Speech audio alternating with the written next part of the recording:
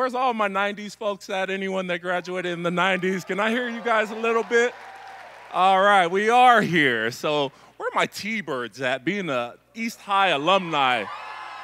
All right, we are here. Yes, yes. And for me, everything started in the 90s, all the crime as well. But these are all my friends is kind of how I see all that. So I was very fortunate that we got old together, you know. So, and I think to watch kind of what we deal with in crime has been a craziness that we've all seen around. So even for me, that I go back to the 90s and I think about that so heavily because it impacted me that heavily, you know. And I take it back to where there was a piece of, what the world needs now is love, sweet love. It's the only thing that there's just too little of. There it is. Hey, we got the song all picked out for you guys. No, but for me in the 90s, I didn't feel that love. That love was not something that was around me when I was in ninth grade. You know, ninth grade was about the time that my parents left us. They left me with a brother who was 19 years old to fend for ourselves. So love was not something that I could see or even feel. So for me, it was trying to find that, but not sure where to start. And so for me, a lot of it was even trying to trust in someone else other than my family because all I had was a brother with me. So our struggles were every day to where having a place to stay was something that we probably moved every 3 to 6 months. But if you probably went to school with me, you could probably never tell because I was the athlete, you know, the athlete just trying to put a face forward as we all do, as we go to school with a smile and try to deal with the issues that we're facing.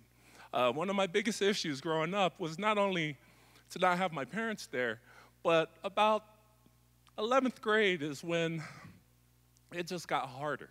My brother was a bouncer. Anybody know the Gaslight Lounge? Oh, yeah, we all know it. I was going there when I was 16, so it was kind of a, you know, my brother was 19, so he was a bouncer, so I don't think the rules followed at that time yet. So it was a good time in some ways, but my brother tried to do as best as he could to provide, and that was the role model that I had. He would come home late at nights drunk a lot of times, but he was at all my games. He was at my football, my basketball, when no one else was. And because of that, I always knew that I couldn't make a choice to not make him proud, even though alcoholism was heavy in our family, and I could see it affecting every part of. You know, I got 5 brothers and 2 sisters, and I'm the youngest. So to watch everything that's going on is what we had to deal with. But so him trying to do as best as he can was the love that he could be and what he could show because he didn't have the role models there to kind of show him the way. So I was fortunate one day when I came home, I was hungry. And I went into my fridge and there was nothing. I think there was some ketchup, mustard.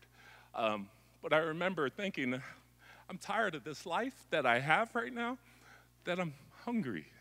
And so that night I went to bed hungry, and I knew, you know what, I'm gonna go join my friends and sell drugs because I'm just hungry. And so it was the next day I went to lunch. I went and sat in my coach's office, and I went and sat in there. I didn't say anything. I don't know, I was too proud or something to ask for help. And he said to me, Mao, here's $20.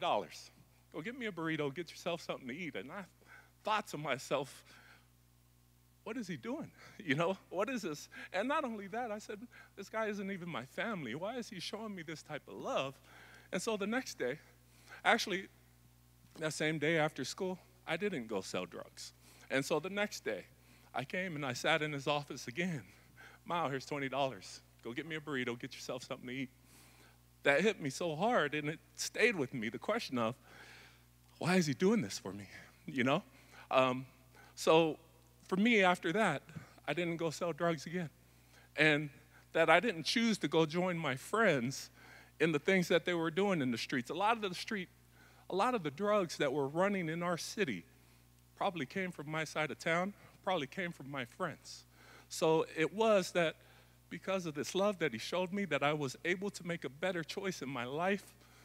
And because of him, I was able to stay in school. I hated school, but I loved basketball.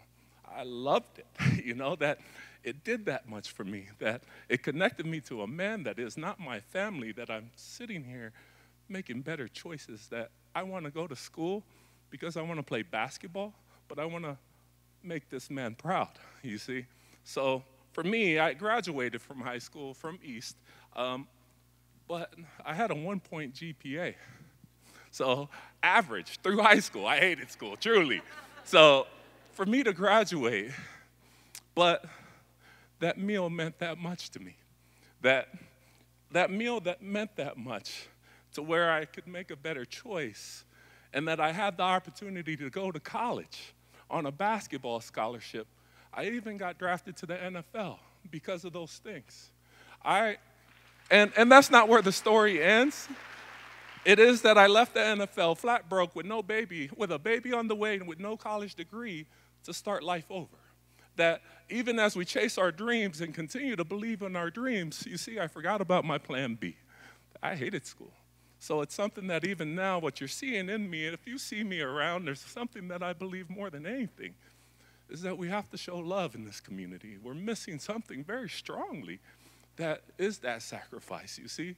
Because someone gave that to me so strongly back in the 90s that I think you guys have heard of me before, that I've been in this community working since about 2005 to give back like someone did for me. And so that's the biggest part of where we're at right now. It's not to look at others, to help our community. I hope there's someone that in your life provided that love for you, that it was strong enough to where you don't ever forget, and that you also give your peace back.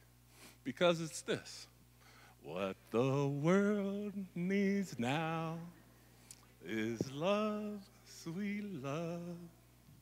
It's the only thing that there's just too little love. Thank you, thank you, thank you.